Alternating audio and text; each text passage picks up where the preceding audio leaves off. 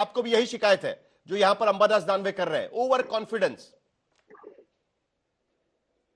कोई over confidence या कोई शिकायत नहीं है, लेकिन जब भी आप हारते हैं तो आपको ज्यादा क्रिटिकल होना चाहिए और उस क्रिटिक को लेना भी चाहिए। और अपने इतिहास से हम सबको सीखना भी चाहिए। उत्तर प्रदेश में जब लोकसभा का चुनाव चल रहा था तो समाजवादी पार्टी, क्योंकि वहां प्रमुख पार्टी थी, कांग्रेस के वहां पर एकमात्र सांसद थी सोनिया जी। उसके बावजूद भी हम लोगों ने बड़ा दिल दिखाते हुए उनके साथ सामंजस्य रखा और पूरे चुनाव को लीड रोल में लेके अखिलेश जी ने आगे लिया। अब ये बात तो कांग्रेस पार्टी को मानना पड़ेगा कि अगर समाजवादी पार्टी वहां पे ना होती तो शायद ये स्थिति ना होती जो इतनी सुनहरी स्थिति उन्होंने उत्तर प्रदेश में बहुत सालों बाद बनाई है। और हमें गर्व है कि हम उस गठबंधन के साथ में देश की सबसे तीसरी बड़ी पार्टी बनके वहां पे भारतीय जनता पार्टी का विजय रथ होता है। लेकिन आप जब भी आप गठबंधन में जाते हैं तो दो तीन चीजें जरूर देखनी होती है। एक तो ये जरूरी नहीं है कि जो विधानसभा के चुनाव हो और देश के चुनाव हो वो एक जैसे हो। हिंदुस्तान का वोटर बहुत ही समझदार होता है। जब देश का चुनाव होता है तो हम सब लोग कांग्रेस पार्टी को कहते हैं कि आप लीड करो, लेकिन जब क्षेत्र का चुनाव होता है, जब विधानसभा का चुनाव होता है तो कांग्रेस पार्टी को वहां पे फ्रंट सीट पे बैठने की जिद छोड़नी चाहिए। हमको लगता है कि जिस प्रकार से समाजवादी पार्टी, आप हमारा परफॉर्मेंस देखिए, हमने अपना परफॉर्मेंस रिटेन रखा है इतना होने के बावजूद भी। को बताइए कि अभी कांग्रेस ने भी पीछे लिया है कि 9 के 9 सीटें उनको लड़ने दिया और साथ में हम लड़े। उसका विश्लेषण वो करे। मैं विश्लेषण अगर वो करूंगा तो फिर आप जवाब नहीं दे पाएंगे, क्योंकि आपको भी पता है कि उत्तर प्रदेश। दीजिए, अरे कर दीजिए ना, अब चुनौती दी है तो कर दीजिए भाई। अगर ये टीवी में प्लेटफॉर्म पर आकर करना है, मीडिया के प्लेटफॉर्म पर आकर, पब्लिक प्लेटफॉर्म पर आकर ये बातें करनी है, अंदर बातें नहीं करनी है, जहां बैठे अभी सब झारखंड में, और प्रवक्ताओं को आकर बातें करनी है तो कर लीजिए। अतुल लौंडे पाटिल, बात आपने शुरू करी है इसलिए मैं आपको बोल रहा हूं कि क्या सीटें हमने दी क्या नहीं दी वो एक अलग बात है, लेकिन जो बात अगर कोई कह रहा है उसको सुनना भी चाहिए। आपकी परेशानी यही है। आप बताइए उत्तर प्रदेश में कितनी जगह एनएसयूआई के ताले खोले आज तक, कितने जगह आपके संगठन है? अगर हम फिर बोलेंगे तो फिर खराब लगेगा।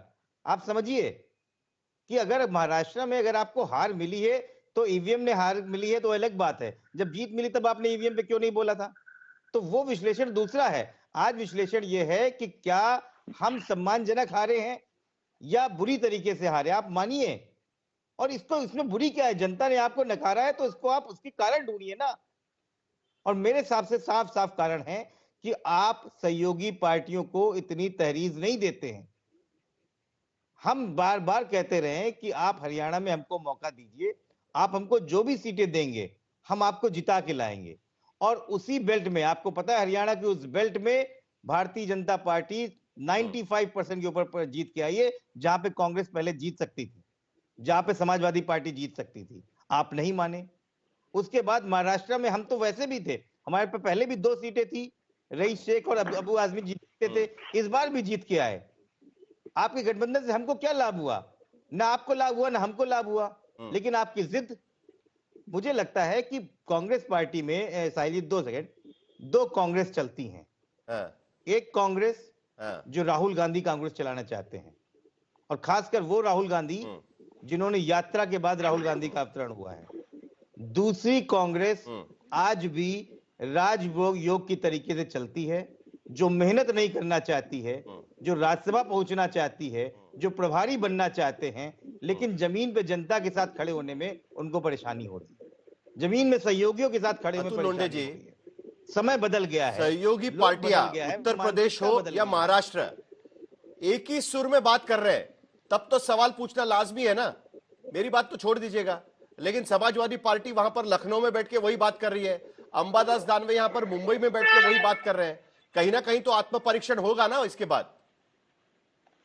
ऐसा है साहिल जी कि अभी ये मुझे बिल्कुल कतई ठीक नहीं लगता है कि पब्लिक प्लेटफॉर्म पर ऐसी बातें हो।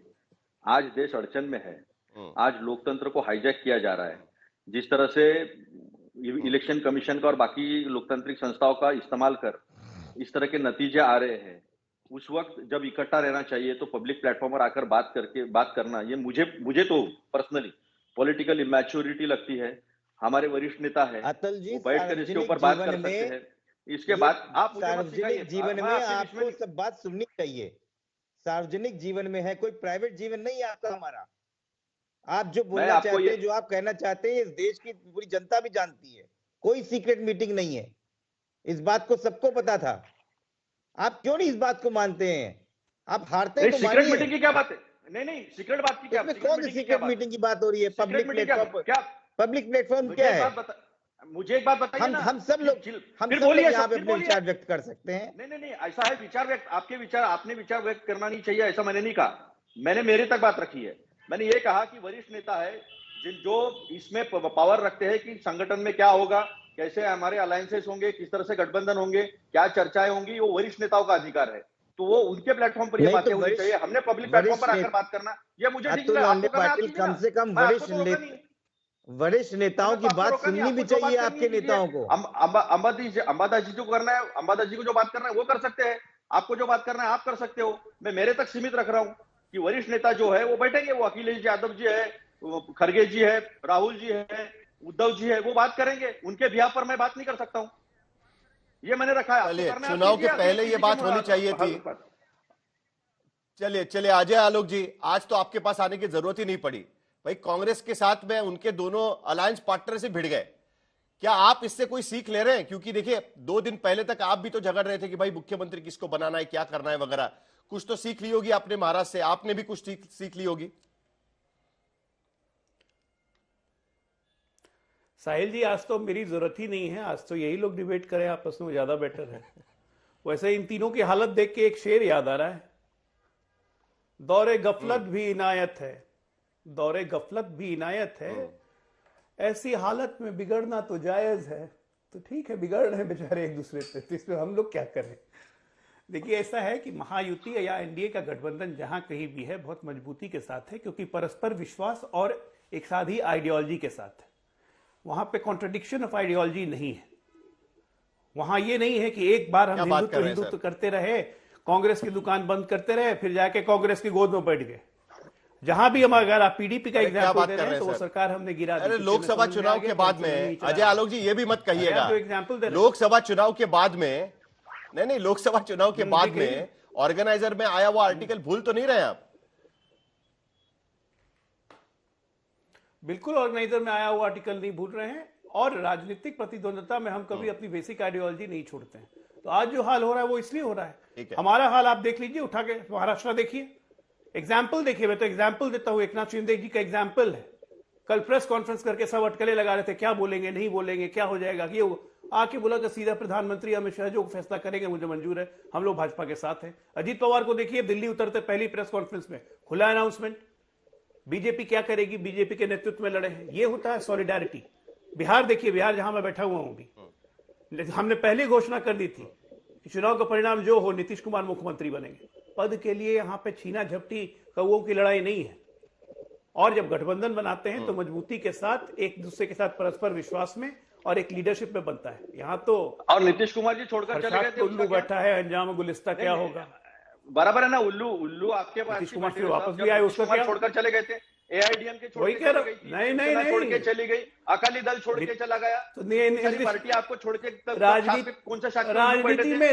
में आना जाना लगा रहता है। वापस आ गए ना, रोज भी बोल रहे हैं अब कहीं नहीं जाऊंगा। अतुल जी, अतुल जी मेरे पे क्यों गुस्सा रहे भाई? पहले आपस में गुस्सा लीजिए ना। अतुल जी, अरे शिवसेना समाजवादी पार्टी से लड़िए भाई, हमसे चुनाव के मैदान में लड़िएगा, कोई गठबंधन नहीं था, हमसे चुनाव के मैदान में लड़िएगा जहां बुरी तरह से पिटते रहे। सच्चाई है कि सबसे बड़े पनौती हैं आप, जिसके साथ जाएंगे ना उसको सुखा देंगे, खुद तो सुखी रहे। जिसके साथ आप जाएंगे उसको सुखा देंगे, खुद तो सुखी रहे। हमसे तो लड़ते हैं जब मैदान में, चुनावी मैदान में, वहां हार जाते हैं। अब चलिए, आज फिलहाल लीजिए, कोई बात नहीं, मैं आपकी हालत समझ सकता हूँ, वो बांग्लादेश में, मैं आपकी हालत समझ सकता हूँ। अच्छा सुनिए, एक 30 मिनट तक बोले नहीं, हम लोग आपको देख रहे थे। देश के बहुत भाई, यहाँ पर मुंबई में अंबादास दानवे बैठे हैं, अंबादास दानवे बैठे हुए हैं। भाई अतुल जी, चलिए अतुल जी, एक सेकंड, हम बांग्लादेश की चर्चा और करेंगे ना। पहले भारत का, पहले भाई देश की, भाई देश की पॉलिटिक्स तो समझ ले पहले। अमर दानवे जी देखिए बीजेपी क्या कह रही है। उन्होंने तो एक दूसरे के साथ में मिलकर चुनाव लड़ा, फायदा हुआ। आप चुनाव हार गए, तुरंत आपने झगड़ा शुरू कर दिया अंबरस्तान में। हमने कोई झगड़ा नहीं शुरू किया। ले तांदूळ धोए हुए चावल नहीं है। बीजेपी एकनाथ शिंदे इधर बोलती है और उनके पूरे सांसद नरेंद्र मोदी जी को मिलते हैं कि एकनाथ शिंदे साहब को सीएम करो।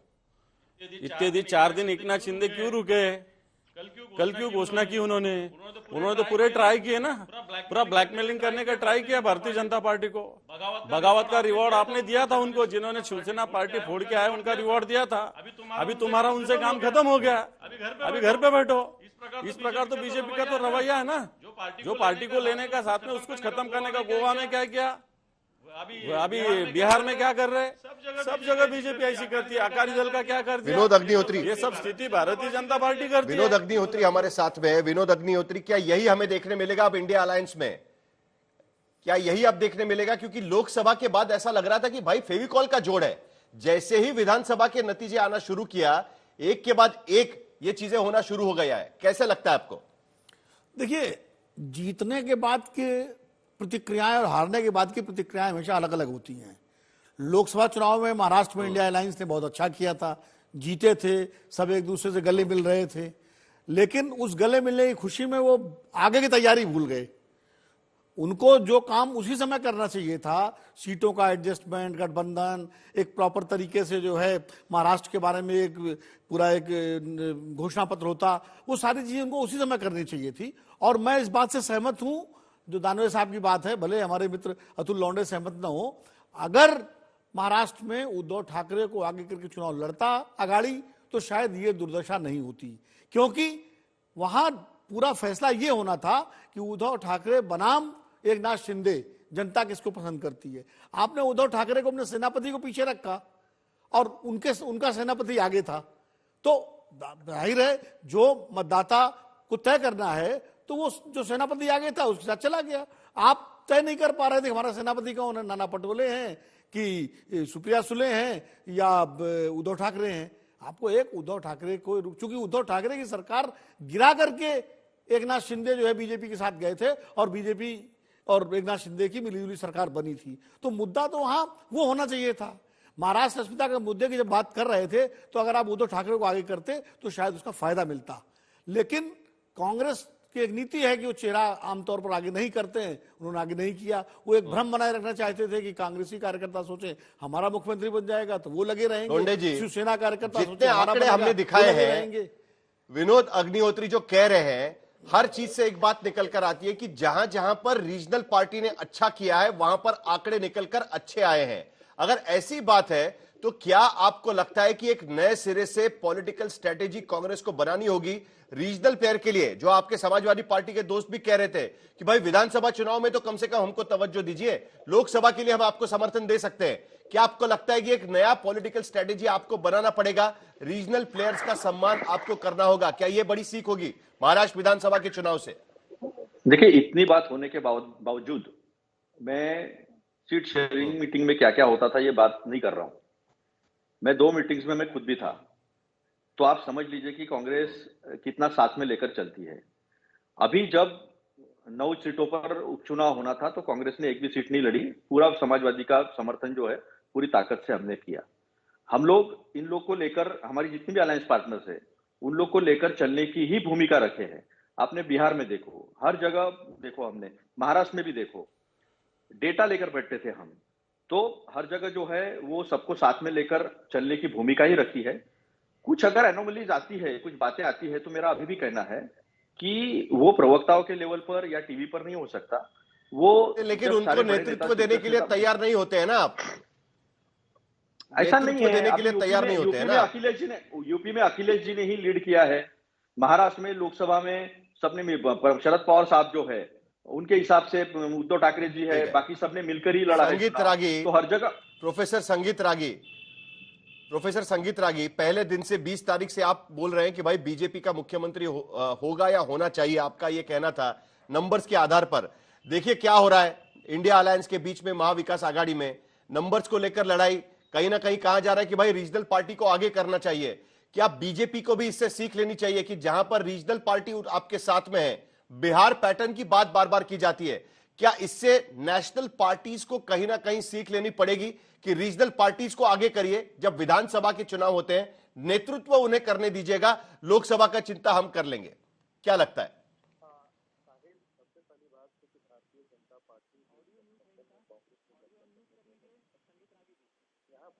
ऑडियो अनम्यूट कर लीजिए रागी जी, ऑडियो अनम्यूट कर लीजिए।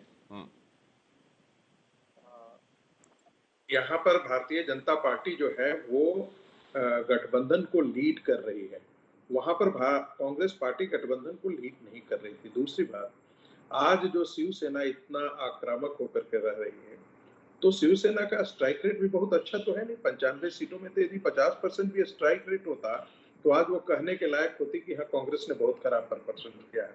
12%, 16% और 21-20% यही आंकड़ा बताता है शरद पवार की पार्टी, कांग्रेस पार्टी और शिवसेना।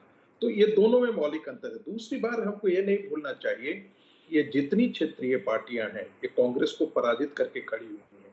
ये क्षेत्रीय पार्टियां कभी भी नहीं चाहेंगे कि अपनी जमीन वो कांग्रेस को वापस लेने दें, इसलिए कांग्रेस का वो गला घोटने का काम बिल्कुल करेंगी। क्षेत्रीय दल कभी भी नहीं चाहेंगे कि विधानसभा के स्तर पर कांग्रेस उनके गठबंधन को लीड कर सके। और मैं तो हैरान, भारत की राजनीति का कुछ पत्र, साहिल 10 सेकंड गिव मी टाइम, बहुत देर के बाद आप आए हैं। दूसरी बात, ये जो संविधान बचाओ के नायक थे वो कहां पर हैं? बैंकॉक कहां पर है? चलिए, उनका काम क्या हुआ? उन पर क्यों ठीक रहा? भारत की राजनीति का सबसे बड़ी इंटरेस्टिंग बात तो यही है कि यहां पर रीजनल पॉलिटिक्स के भी अपने मायने हैं, और जहां पर आप रीजनल पॉलिटिक्स को नजरअंदाज करते हैं वहां पर कई बार नेशनल पार्टीज को भी उसका भुगतान करना पड़ा है, क्योंकि उन्होंने रीजनल पार्टीज को, रीजनल शत्रप्स को अपने साथ में नहीं लिया। महाराष्ट्र का चुनाव भी कहीं ना कहीं यही दिखाता है। 2029 के लिए अपने बल पर, अपने दम पर लड़ने की बातें अभी से शुरू हो गई है। इसके वजह से महाराष्ट्र की राजनीति और साथ साथ देश के कई राज्यों की राजनीति किस तरीके से बदलती रहेगी उस पर ध्यान देना होगा।